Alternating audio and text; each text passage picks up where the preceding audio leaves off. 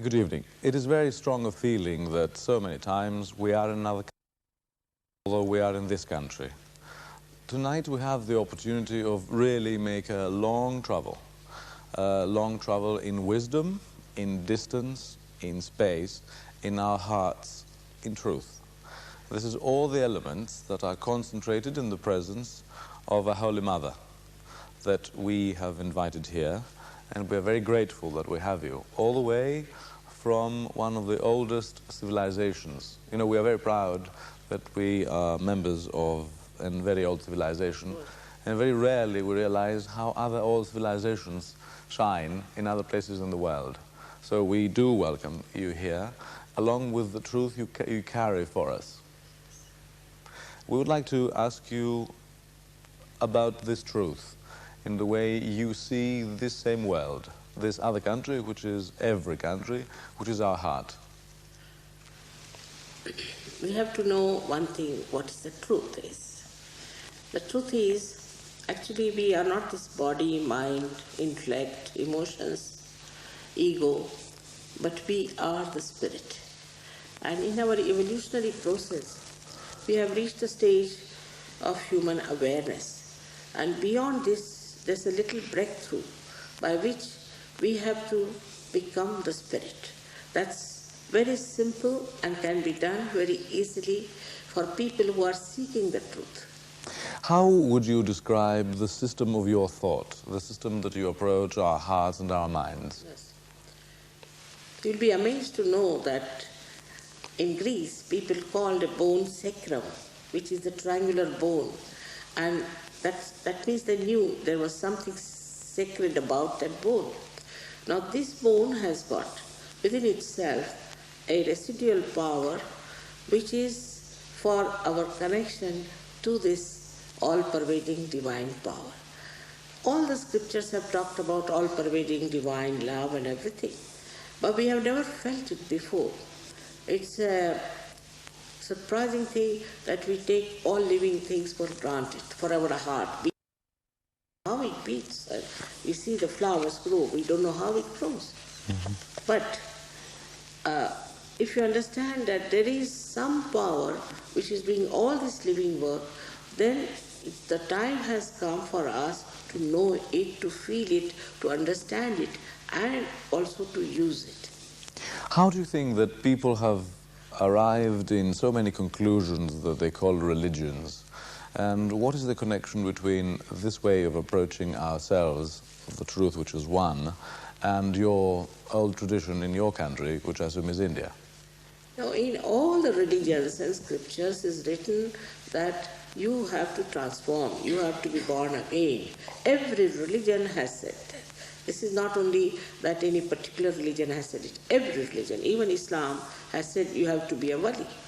Even Christianity has said you have to be born again. I mean, there's no religion which has not said that. But it is not just a certificate. You cannot take just a certificate, I'm born again. It is something that actualizes by which you develop a new state of your mind, state of your being, by which you become the spirit. And there are powers of the spirit which you manifest.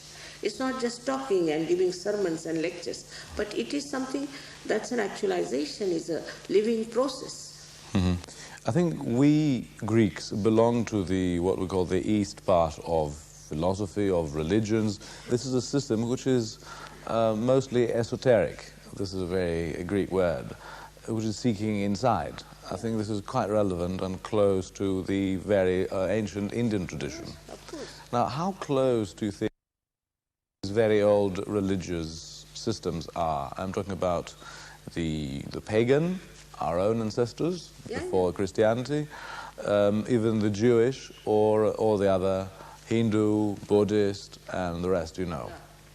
You see, especially in Greece, you had the ancient system of worshipping the goddess Athena.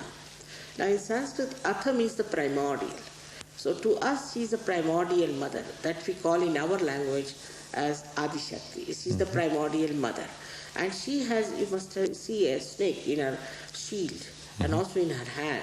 That is the symbol of this power within you which lies dormant in your triangular bone called as sacrum. So the Greeks knew about it, no doubt, because otherwise they would not have called her Athena, and she must have been, in our scriptures, she is described very well. Not only that, but Greece is called as Manipur, Dvipe, means the navel of the universe. Yes. And certainly it was a surprise for me to see that you come here to preach our own ancient gods. Yes, now, what are you telling us about Athena is that the serpents with Greek gods are very familiar creatures, yes, having to do with medicine and others. Now, what is the message of Athena coming from you again nowadays?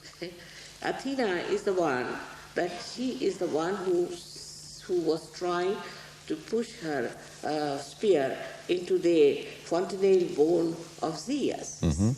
Now that's exactly what Sahaja Yoga is. We think, or not we believe, and that we have proved also, that this power which we call as Kundalini, because it is like a serpent going into coils. Yes.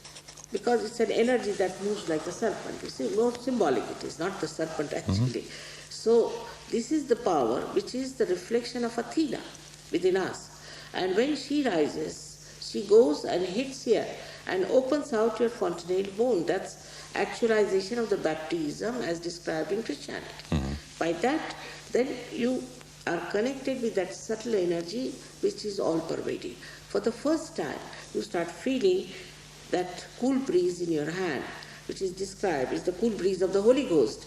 The Holy Ghost is the same as Athena, but I think Christians could not connect it with that. She is the same.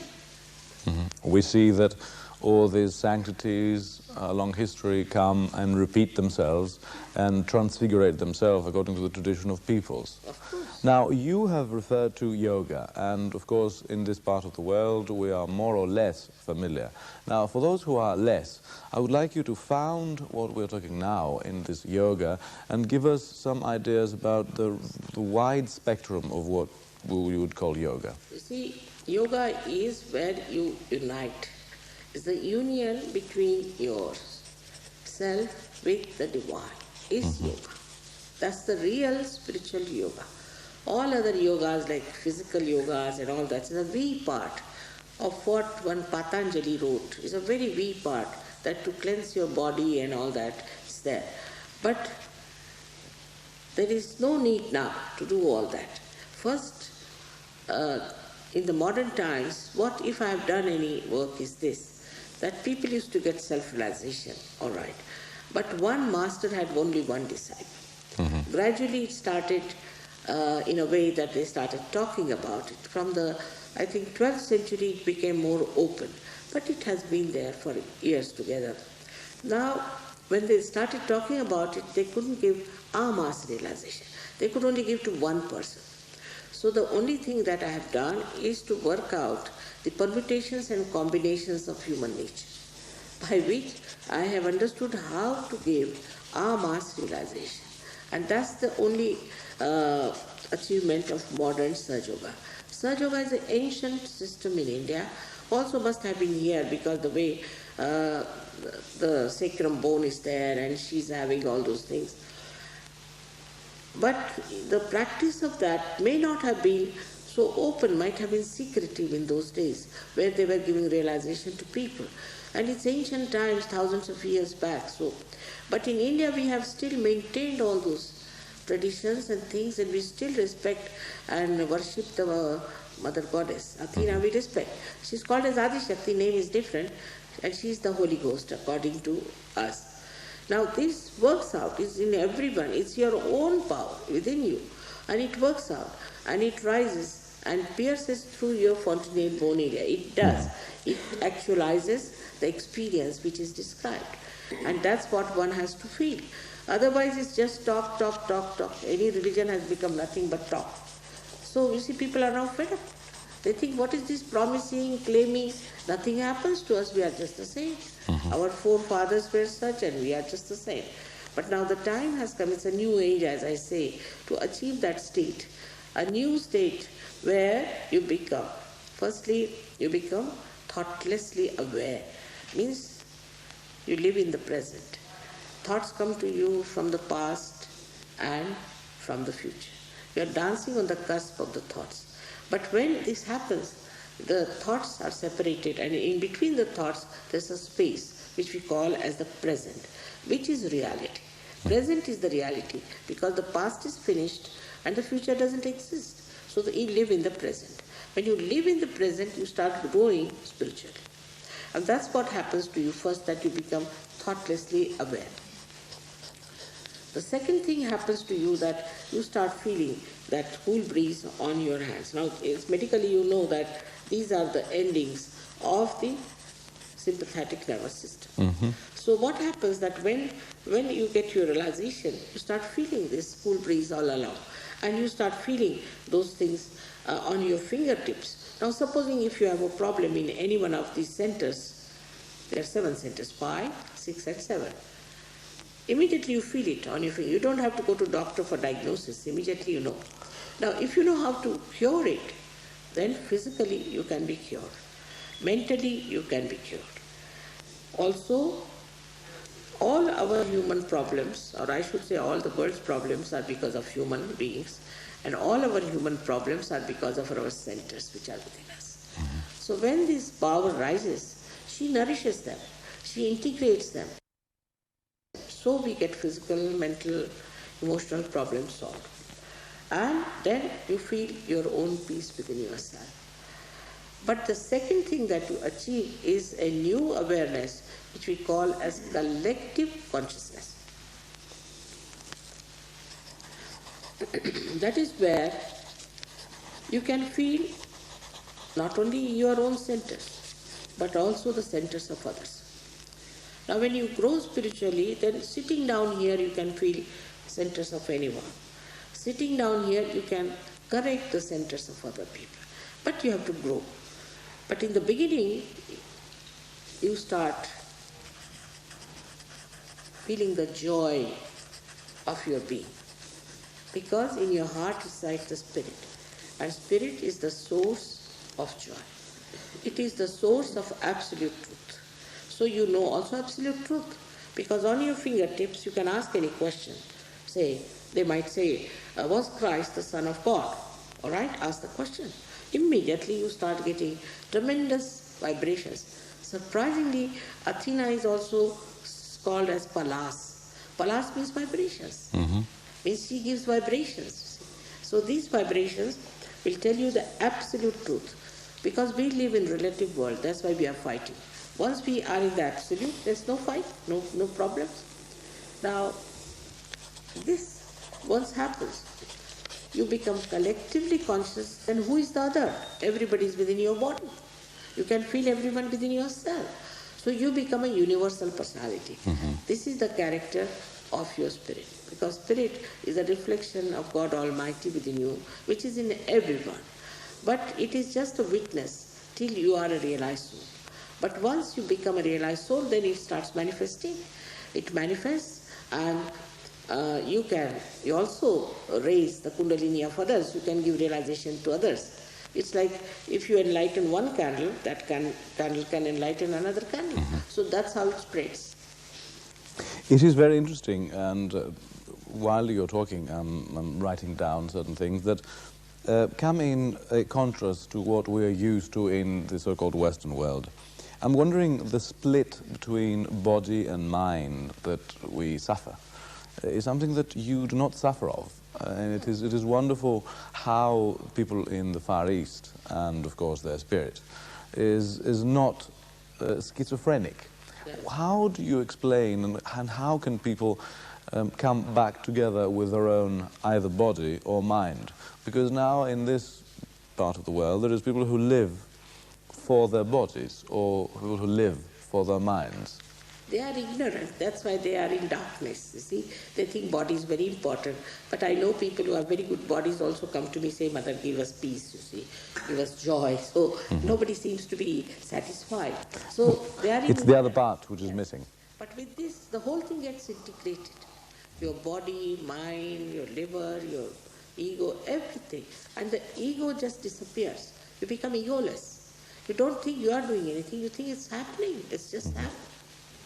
There is another idea that this sort of deep research brings you into a state of absolute, and maybe this absolute is a monistic idea, you feel, by yourself, or the whole world is yourself. Now, listening to you, I get the impression that it is exactly the opposite, that you communicate with everybody. It's more of a communal approach than something which is lonely. And it is a miracle how, by coming into yourself, you reach out everybody else. Now, I think you would agree with me that it is wrong to think of Orient as something mystic, as something which is cut off the world. No, no, no. It's universal. Now we have 56 nations we are working with this Sahaja Yoga. Especially in Russia, surprisingly, we have thousands and thousands of Sahaja Yoga. Very recently? Yeah, very recently, about 3 years. Within 3 years, we've got thousands and thousands of them. You see, I think in the democratic countries, we had too much time to waste, like, you see, choices, this, that, all kinds of problems for nothing at all. While they were limited and they had given up all this nonsense. They thought whatever is available, like, you see, there's no solution, so give it up. And that's how they're very introspective, I think. So Russia and also Eastern Bloc people are in thousands who got realization. Also, of course, India, they know it, so we have in thousands also, I must admit that. But so many countries like Austria, Italy especially is now so fed up with all this going on in Italy that now they have taken to Sahaja Yoga very strongly, and all kinds of people are coming. So it is something that has to happen, was to happen, is already predicted, and is taking place. And tell me, we are referring to countries with a very strong tradition in religion. Say, Italy is a very strongly Catholic country. Russia has an Orthodox past. How about the very different systems like Africa or like the United States of America? That, this is the new world in terms of a sharp difference in the way of thinking and approaching the world. How is your message delivered there? You see, actually, all these incarnations, whether it was Christ or Rama, Krishna, Muhammad, any one of them. You call them incarnations of... All of them, they are incarnations, see. They were born on the same tree of life, of spirituality. All of them. Like beautiful flowers at different times.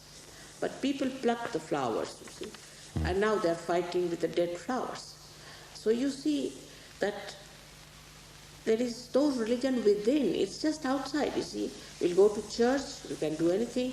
We can go to a mosque, we can do anything. We go to temple, do anything. I mean, there's nothing inside the religion. But with this, the inside religion is awakened and you become righteous. Really you become an angel, I tell you. So tell me, you become an angel, but you still live in this world. And, there is some things that we are used in referring when we talk about religions. And I'm wondering whether we could refer to this way of approaching truth and viewing the world as we already know. And I'm trying to refer to certain fixed ideas. Religions have ethics, and they have codes of living, codes of how you behave, how you make love, what is a sin, what is not a sin. Now, what is your approach in all these things? See, my approach is such that by all, they have failed completely. Nobody does that. See, it's a fact we should face. Actually, when it is within, then you become your own master. You yourself know, like I would say an example. Supposing I'm holding a snake and there's darkness, I can't see. Now you tell me it's a snake. I will not accept. I'll say, no, it's not a snake. I'm holding a rope, supposing. But if there's little light, I'll immediately leave it. You don't have to tell me anything. In the same way, when you are enlightened, you see for yourself. We have seen people overnight giving up drugs. Overnight. Once they get realization, I don't have to tell them. They themselves do it because they have their own life, their own power. What is failing person for your way of approach? It is our ego which tells us this is sin, this is not sin. It is our ego. And also conditionings. See, both things are there. That they say this is a sin. For some Muslim it is a sin, for a Hindu this is a sin. How can there be different types of sin. Sin could be, has to be universal, isn't it, after all, if it is a sin. So when you get your realization, you realize that you are now above everything else. And you just don't do anything wrong. Just you don't do it. You don't like it. Just don't do it. But you see, we have created a world that we have constructed this wrong. I mean, say, you are a Muslim and you have the right in marrying 4 women. And in our system, this is not accepted. Now, how can you know whether this is correct or not? Now see, at that time, when Muhammad Sahib was there, you see, he was attacked. It was a tribe, and tribes were attacked all the time. And all the young people died, and I mean, there were very few men left. And he didn't want prostitution.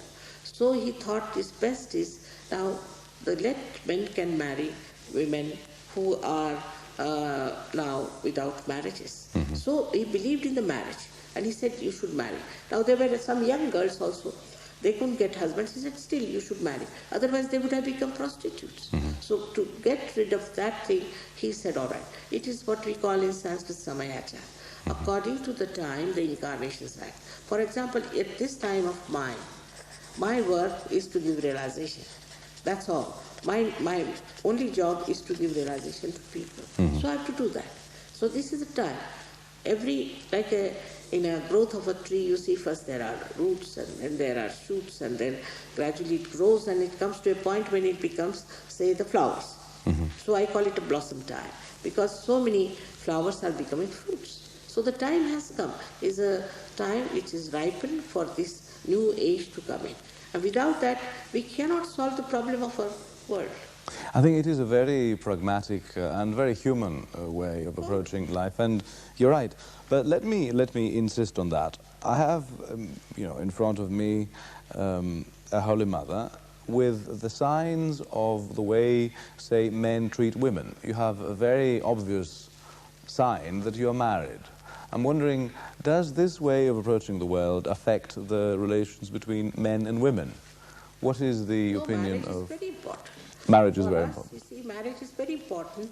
This year we had 86 international marriages. 86. What do you mean international? Mixed? International. Okay. Between different countries. I mean, your one Greek lady was married to a French man. I see. So, and their children are realized souls, most of them are. Very surprising. They are very beautiful children they get. But out of these marriages, we should say 1% or 2% there's problem still. But otherwise, they are all very successful marriage, beautiful marriage, and they enjoy it. That's part of life. One has to marry. All this nonsense of not marrying and doing all these things, I don't believe in it. Because it's a natural thing. Whatever is natural has to be there. And do you think that, say, the way that people get married in the Jewish tradition is different than the way they're married in the Methodist tradition? Now, would you then accept all these methods that people have, or they're used to, or they're born in? Or how people get married according to your lifestyle? See, in our lifestyle, what we do now, supposing somebody wants to marry somebody, it's all right. If they come and tell me, Mother, I want to marry somebody, it's all right. But we see the vibrations and things, and also, I mean, there should not be too much disparity and all that. But as we say, all right. But supposing they want that, we should select for them, say, suppose. Then what we do, 1 month they are together in one tour we have. In that, we see their vibrations, we see their aptitudes, we have forms to say what is your aptitude, would you like to go to another country, what country you like, what's your height is, what's your education, and where have you been before for seeking and all that. So we get all the complete biodata of that person, and then we suggest that such and such person will be all right. In 1 month, they see the person, if he fits or not. If they don't, they inform, then they can have another choice, whichever way they like. But it is not at random. We little bit guide them, because they should also know the background of the person, what sort of a person he is. Just you don't fall in love like that. So again, you get into trouble. And it has worked very well, because it's such a understanding that they are marrying a person whom they know very well, and also they're marrying a person who has got these angelic qualities. So they do not fail. And when you actually realize that after all this training and after all this hard time you give them for their good, the sake of their happiness, certainly, that they suit each other, how do they get married? According to their own traditions or according to the Hindu tradition? Sahaja Yoga style of marriage. There is a mystery, as we call it. No mystery at all. There's no mystery in Sahaja Yoga. We talk about all the centers, take the name of all the centers and all the deities on the centers, and then we say now by these centers you have to be married. And that's how they have to promise that they will look after their centers, they look after their life in a way that should be righteous, and that's how they get married. We have open system. There's no mystery in Sahaja Yoga, no mystery. You see, it is very tempting the way that you approach the world, because it gives you no doubt that there is nothing in darkness. No. Now, let me take another phenomenon which is very old but very modern. We're talking about love and people matching with each other.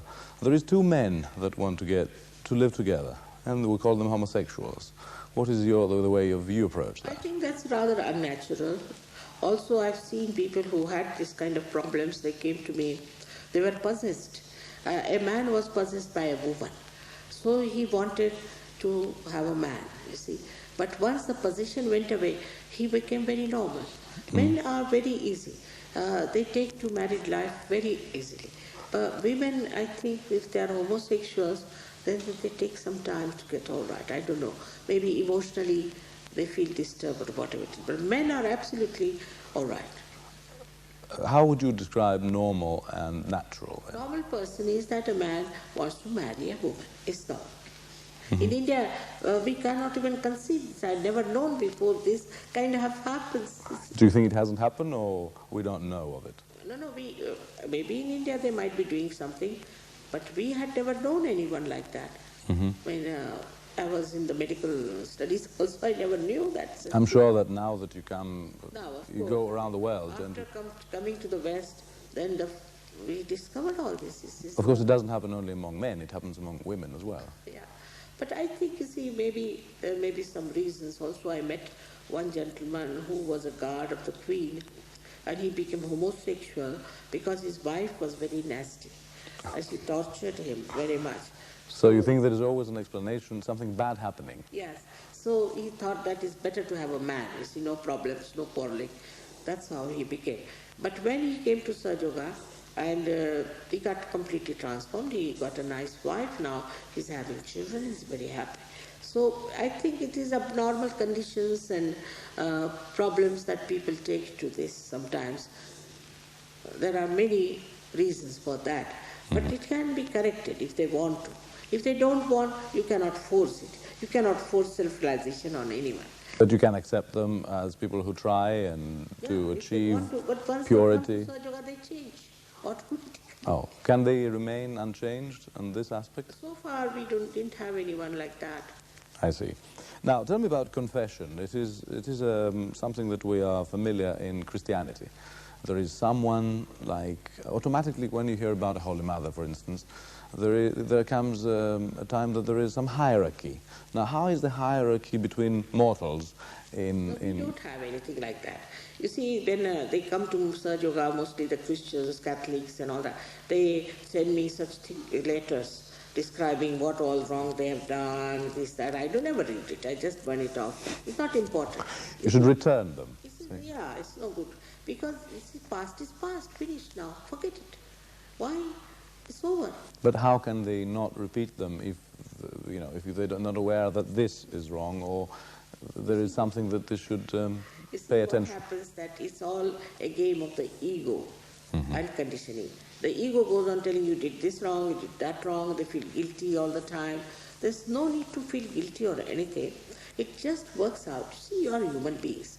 After all, only human beings can commit mistakes. You are not gods. What is there to be so much angry with yourself for that? Just, you should know that you can become the spirit, which is a pure thing. Like we say that in the pond, you see, When you are in the pond, there can be worms and all sorts of things. But when you become the lotus, you are fragrant. You are above it. Nothing can spoil you. In the same way, you get that life, eternal life. So That is true, but who tells you whether you are right or wrong? you yourself. But I tell you because you feel it yourself. That goodness within you, you feel it yourself. you mean that when you are right, you feel it, You feel it. even when you're wrong, you feel it? Not normally. You see, right and wrong is a different concept. It is like this, that you feel, when you get this thing, you feel within yourself that you know the absolute because you can use it. Say now, supposing somebody is suffering from a cancer. Now you put your hands to that person and ask, now what happens? You know the chakras which are catching.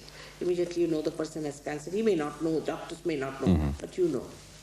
Then you ask a question about yourself. Is it all right? You can ask. Because you are now one with absolute truth. So there's no question of anybody telling you about it, you just know. Like people will come and tell me, Mother, see, this Agya Chakra is catching, is the center of Christ. That means that person is suffering from ego. But we never say, I am suffering from ego normally. Especially from ego, we don't. No one says that. So now what happens that when you come and tell me that my Agya is catching, means that you have ego, all right, it can be correct. It can be corrected. Of course. Now, we are dealing with treating the consciousness and health. Now, what is a miracle to you? What is it? What is a miracle? Does it mean anything, or is I just don't think it's a miracle. one thing among others? I mean, it's a way to... Yes, it is your To absolute. in your evolution. You see, like first they say we were chimpanzees. All right, take this case, chimpanzees. Now some chimpanzees became some other human beings. That all those human beings have no more. Now we are there. So there's a big gap between us and the chimpanzees. Like us, who are realized souls, and human beings, there's a gap. Now how many human beings will become the spiritual beings, you can't say. They should. According to John, it is only 144,000, but I think we have already crossed the limit. According to John? John, the disciple of Christ. Oh, I see. So you quote the apostles. Yes. I see. So, but maybe his counting was wrong because we have already crossed the limit. I think. Whatever it is. So now, when you become the spiritual being, then these people are left behind. Now see how we are destroying ourselves otherwise. See, this AIDS business. You go to America and you are shocked. People are so nervous, they have schizophrenia, they have this disease, that disease. And all kinds of destructive things now, listening to this horrible music, they go deaf and they lose their hair and all kinds of things that happen. But always they take to something destructive. Everything, like a man sees somebody going in the pub and coming out and falling down. Another one pays to fall down again. I mean, you see, he can't see that this is destructive. But after realization, you see what is destructive and what is constructive. So a person who is realized starts rising much higher than the person who is not realized. And there's a big gap, I find, there is. But it can be crossed like that. In 1 month's time, he can change. In 1 month's time? He becomes an expert. That's a very quick process. Now tell me, in all religions there is different stages, grades, as you grow up. Now, is there an education for small children? How are they introduced in this system of yoga? Young children. See, young children, if they are born realized, they immediately know me. So they can do that at what age? You see, even very little babies. Really? They see me, they start smiling and just talking Oh, to me. Yeah, it's very sweet. And on the whole, children are very good for realization because they're pure souls, they're innocent. They're the best. I mean, normally, you see, nowadays, of course, we are getting very much worried about children because they're getting spoiled and this and that. But when they come to Sahaja Yoga, they become excellent children. Now we have a school also in India now, on the Himalayas. We have a beautiful school for children. And everybody says they're so mature, so wise, so sensible, so respectful. It's really worth seeing them, the way they behave and talk. because you see, their spirit starts manifesting. Now, would you describe a certain practice of prayers or anything else that is a must for some of your disciples? There is no prescribed thing as such, but according to your centers. Now, if some center is in jeopardy or there's a problem with any center, then you should know how to cure it and correct it. And there are few things you have to do by which you can correct it. It's very simple. It is. Yeah, extremely. Well, I'm sure that there is plenty of time for you to meet with people around the world as you travel non-stop. Now, tell me about... But at the most 3-4 days I'm at home and then I travel. You travel? Yes. I'm there for about 2 months with my family. They also come down here sometimes. Now, how did this all started? I mean, now you are something of an apostle. I mean, how did it all... What is the inspiration for you to do all this? Do you consider yourself as the founder of this way of approaching truth? But you see, actually, Sahaja Yoga is an ancient system. As I told you, it was only for one person they used to use. But what you say, if I'm the founder of this mass movement, I am. But it is all there already. It was there, all these things were there. Only thing, if I worked anything, is the permutations and combinations, as I said, about human beings. Why is it that they cannot get mass realization? Any discovery, whatever it is, if it cannot be used by masses, is useless. And I've worked it out and it's done. It is a system that approaches people. Now, how do you... tell us about your life now. You are really someone who preaches a new message around the world. How is it accepted? Very much. Because this is time, special time, modern times is called as Kali Yuga in India. It's the worst times, see. And all kinds of sins will be done, all kinds of things. They describe horrible things for this. But at the same time, there will be a category of people who are seekers of truth.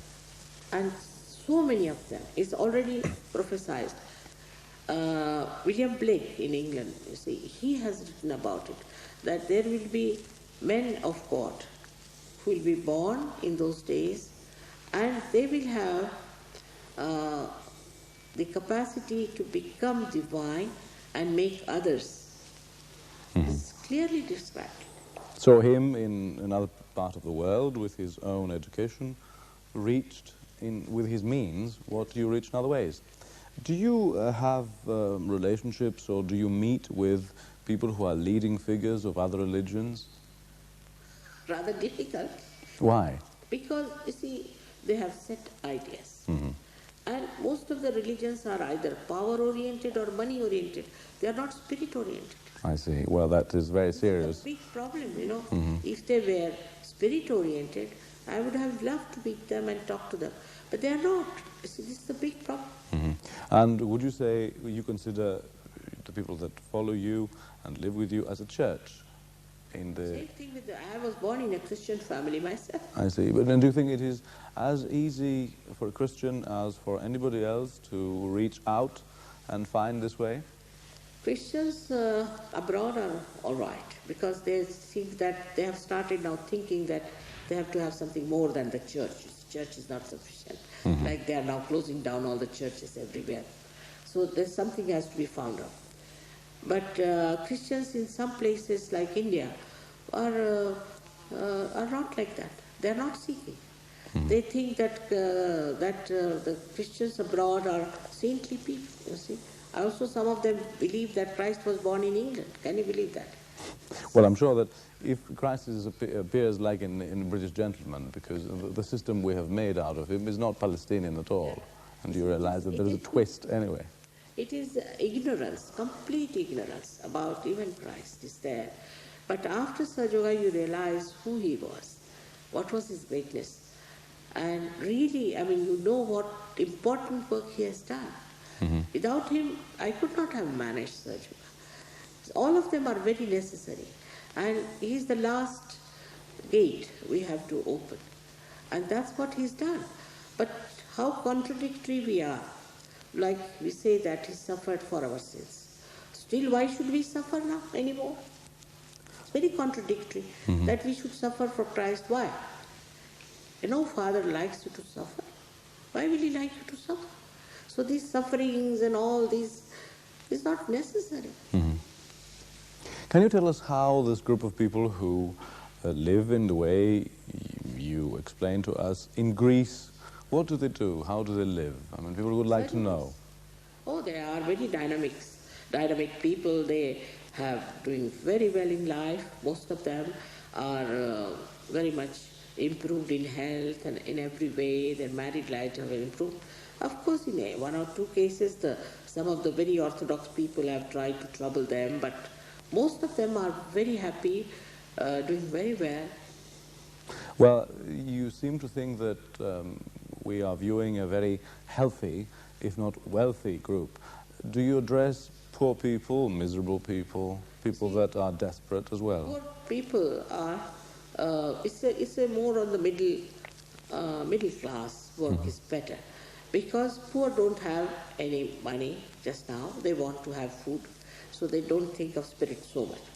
But if you once have this spiritual awakening from the middle group, then they go to the poor and they can help, because there is free health services.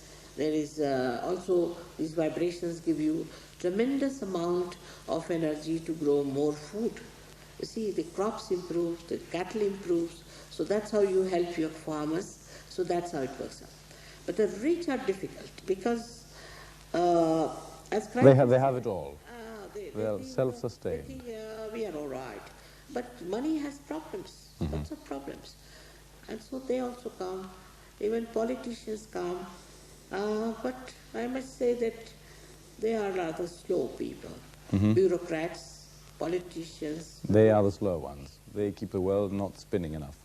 Now, how modern do you think such a message could be for young people who are, dealing with loud music and speed and violence and new ideas? You see, this is meta-modern. I'm talking of meta-modern era, Right. where people will not have any violence because it's compassion and love. You feel the love for another person. There's no question of violence. In this meta-modern era, there will be no racialism, no fanaticism, no fundamentalism. All isms will drop off. Because isms are just conditionings and ignorance. Isms are schisms. Isms, they are isms. Sahaja Yoga is no ism. It is being. It is Right. reality. So you do not have these problems at all. After this, we have people from all over the world. I've never seen them quarreling, fighting. Of course, they pull each other's legs sometimes. They're very humorous and they enjoy life. Just enjoy. We are not bothered as to what their jobs are or things, but they are telling me that they are getting so many results out of this. Here only they told me that some of the photographers got first prizes for their photography. Some musicians got very high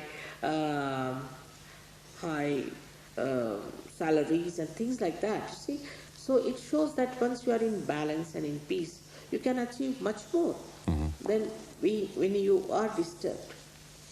You see, you come into a country that has the idea of a very homogeneous total population that all belong to one ethnic group and they are one race and have one religion. And it is very useful for us in this country to realize that it is not so, that there is people who think in a different way, who approach the same truth and the same life in a very different way. Now, what will be your message when you will meet them tomorrow, apart from all that you have told us about? For the people here. Yes. You see, actually, they have to know their heritage. This is their heritage I'm talking about. You see, they cannot learn anything from these Eastern people, Western people. You have to teach them. You can, because your heritage is here. You are so traditionally bound people. But somehow it is lost. I don't know why it's lost. If you can come back to it, and the whole world can learn from you, no doubt. So it is so important, and it is such a great discovery. Once you discover what you are, you know how glorified you are, how great you are. And the whole self-esteem and everything comes within you. And you become a very eminent, dignified, and a very beautiful person. You see, we've been listening to a wise voice that reminds us of our past, of our traditions, of the traditions of this country, of another country, and reminds us of how different we can be in seeking the one and only truth in very many different ways. Good night. Thank you. Thank you, Radha.